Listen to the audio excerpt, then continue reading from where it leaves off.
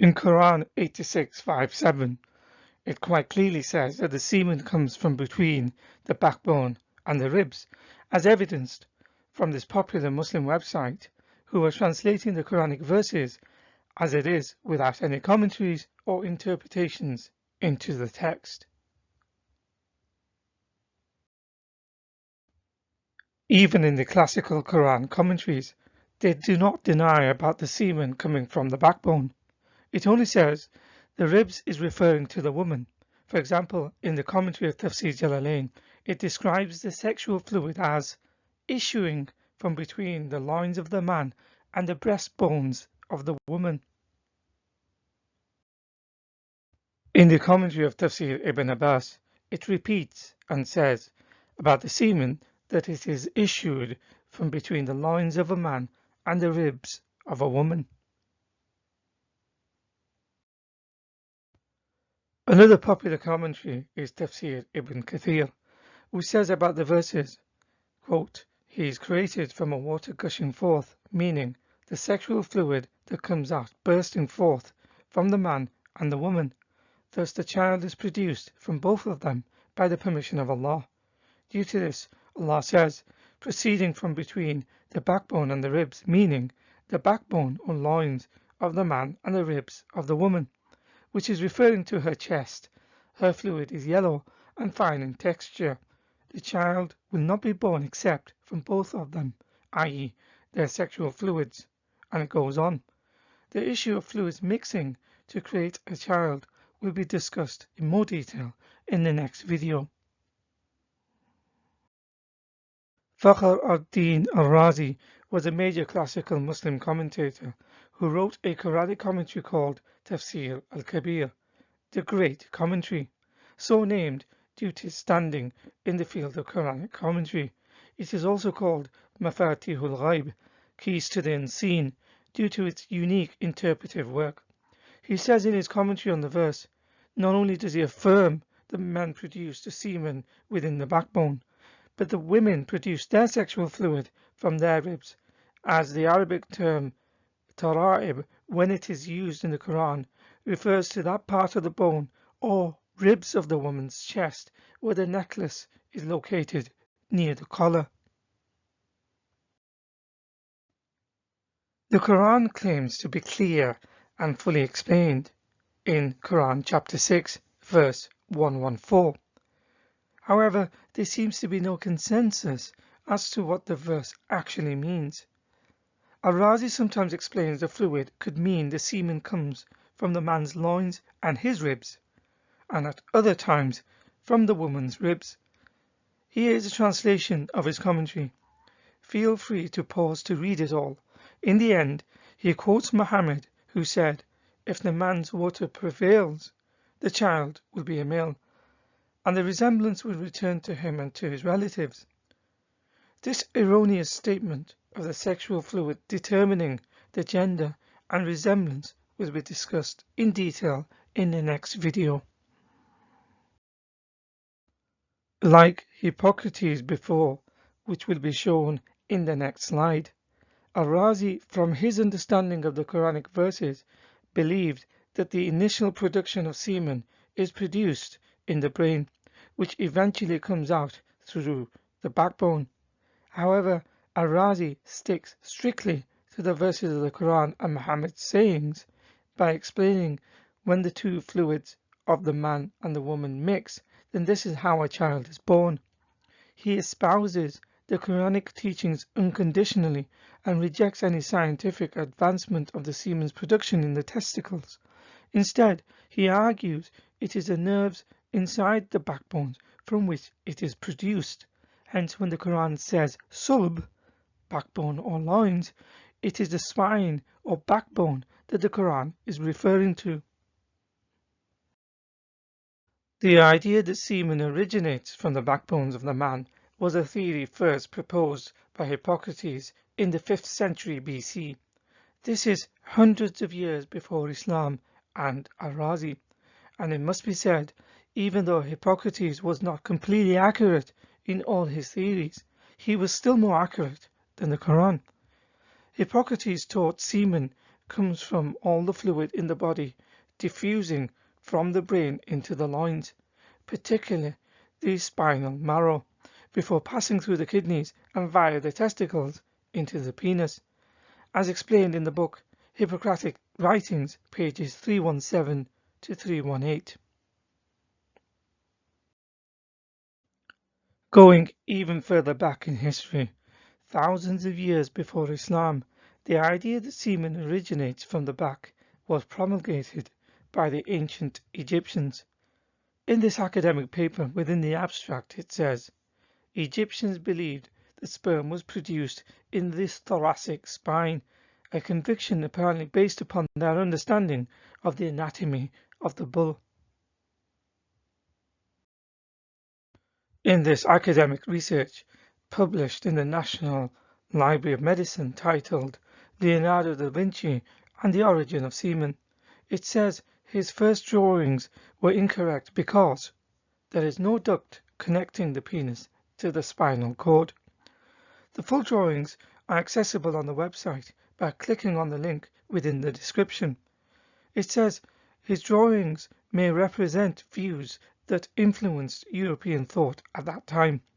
These included the idea that there was direct connection from the nervous system from the brain through the spinal cord to the penis, perhaps so that an essential component of the male seed presumably originating in the brain.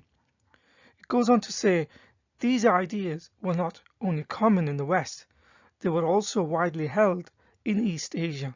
The ancient Chinese sex manuals frequently referred to the origin of semen and in many cases referred specifically to the nervous system as a route by which the transmission of the relevant characteristics of semen was achieved. The paper goes on to say Leonardo later corrected these errors in his later drawings. Modern-day apologists have attempted to defend the Quranic idea of semen production from between the sulb, backbone, and the tara'ib, ribs, but they have done so by redefining them completely away from the classical understanding. This is in their futile attempt to avoid the embarrassing information contained in the Quran and trying to fit it with modern biology. This has led to several distinct classes of explanations provided. Some modern-day apologists have gone even further and tried to attribute the verb yakhruj, to exit, issue, come out, emerge, etc., as not referring to the semen but to the child which comes out of the female during childbirth from between her backbone and ribs. For example, in this modern translation of the Quran, it says for the Quranic verse that the pronoun he refers to the child. This is despite classical scholars saying the subject noun for the verb yakhruj, exit, refers to the sperm, gushing fluid. This is in line with Arabic grammar in that the pronoun refers to the closest preceding noun. This is how it was understood by the major Muslim scholars already highlighted in this video, in which case the pronoun when translated into English is not he but it, as it refers to the sperm, not a child. Another flaw in this modern translation is that there is no then before the then he in the original Arabic. This is the writer's interpolation that he has added into the Quranic translation to make it fit his agenda. Nonetheless, this idea is still being disseminated amongst modern-day apologists, as the following clip shows. kharaja yakhruju, to draw forth, to come out, to exit. That's why khuruj, you'll see it's an exit. Yeah. So this is the word kharaja. So it comes out from in this between. So he's talking about that this whatever that is, which I will explain to you very briefly, from in between these two places. Okay. Now, what if I told you this doesn't talk about the preceding is referring to the human being? The human being that comes in between these two areas that is mentioned. Others, as in this debate channel, the link is in the description, when asked about whether the Quran talks about the sperm coming from between the backbone and the ribs.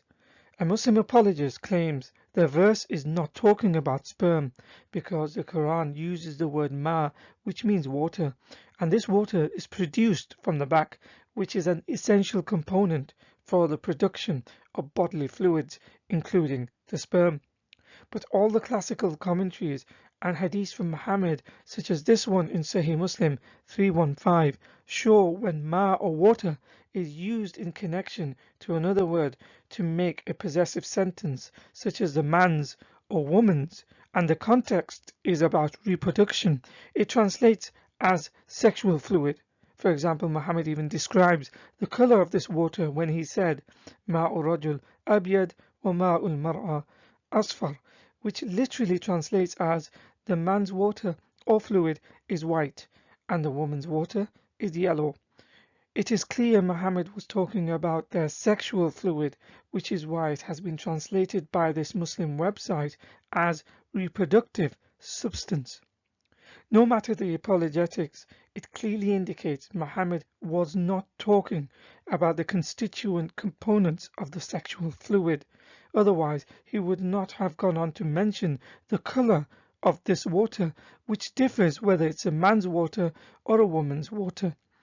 In other words, classical scholars and anyone with knowledge of Arabic grammar will explain when ma or water is conjugated to make a possessive sentence with another noun, such as a man, or gushing, as it is in the Quran, when it is talking about the formation of a child. Contextually, it means the reproductive substance, i.e. the sperm. It does not mean water in general, which is required by the body to produce the fluids, as this apologist suggests, nor does it mean urine when it says the man's water or gushing fluid. And it is definitely not talking about the water as one would request at a restaurant. Other modern-day apologists have extended the word backbone to include the male genital areas, so when the word sulb is used in the Quran, it is translated as loins. The modern-day apologist wants the reader to understand it in the modern euphemistic sense as the reproductive areas of a man, such as the groin or pelvic areas. But this meaning is secondary to its primary meaning, which is the lumbar portion of the back. As an example, consider this definition from the world's leading online dictionary, where it says about the loins that it is the part or parts of a human being or quadruped situated on both sides of the vertebral column between the false ribs and the hip bone. Lane's lexicon is one of the most scholarly dictionary of the Arabic language available. It is a dictionary lauded by Muslims. It has remained to this day supreme in the field of Arabic lexicography. It says for sulb, it is the backbone. Quote, any portion of the back containing vertebrae, and particularly the lumbar portion, the loins, and the back, absolutely. It goes on to quote a phrase of the Arabs that features sulb, translating it and explaining it as follows. These are the sons of their loins, because the sperma of the man is held to proceed from the sulb of the man. Historian and Islamic scholar Ibn al-Manzur compiled one of the largest and most detailed dictionaries of the Arabic language called Lisan al-Arab. Within it, he describes the sulb as the sulb is from the back, and everything in the back that has vertebrae, that is the sulb. The vertebrae is also known as a spinal column, which is shown here as a segmented diagram. Notice the testicles are absent from this diagram, which is where the sperm is actually produced. As ancient Arabs took their information from the Greeks and others before them who believed semen came from the backbone, there is supporting evidence in Quranic verses and hadith that sulb indeed refers to the back or backbone. For example, in verse 172 it says, "When your Lord brought forth from the loins of the children of Adam their descendants." In the Arabic, instead of the word sulb, the Quran uses the word zuhur, which is the plural of dhahr, which means the back. Also in Quran 4:23 it says, "Prohibited to you are your mothers, your daughters, your sisters," going on to say the wives of your sons who are from your own loins. This verse uses the word sulb in its plural form aslab, which is translated as loins. Hadith literature supports the Quran in this regard.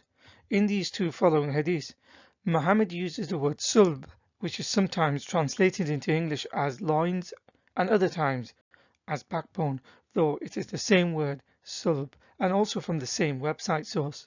For example, in Sahih Muslim 2805, sulb is used to say that the source of Adam's future progeny was in his loins before they were conceived. However, in Sahih Bukhari 6557, the word sulb is used, and this time it is translated as backbone when Muhammad said, "while you were in the backbone of Adam."